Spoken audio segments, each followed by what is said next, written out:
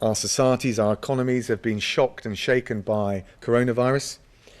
At the same time, we're responding to a situation where our values are being challenged. The international architecture is, at least in some respects, being weakened.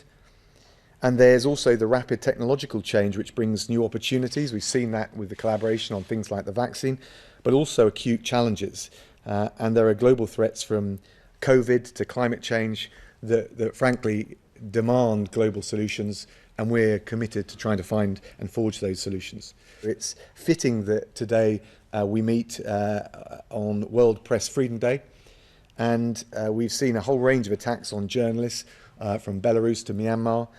Violations of media freedoms are growing around the world at what I feel is an alarming rate, and I welcome the unequivocal stance of the United States and the whole G7 on safeguarding those vital democratic bulwarks in our media freedoms.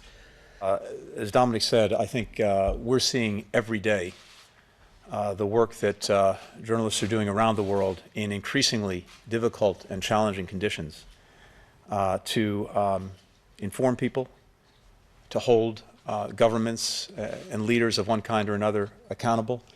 Nothing is more fundamental to the good functioning of our democracies.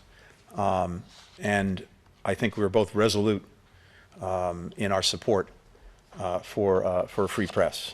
Together, our two countries recently took measures to prevent British and American businesses from inadvertently supporting forced labor in Xinjiang and elsewhere in China.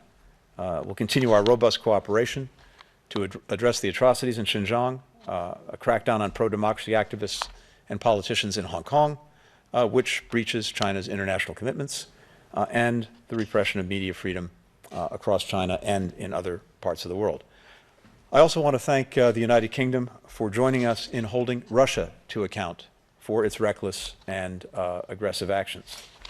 We have reaffirmed our unwavering support for the independence, sovereignty, and territorial integrity of Ukraine, which I'll be visiting later this week.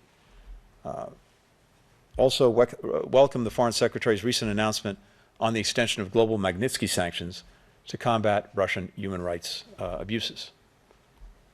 As Dominic said, our two countries are fully committed to NATO and to maintaining transatlantic unity in defense of our common values and in response to direct threats.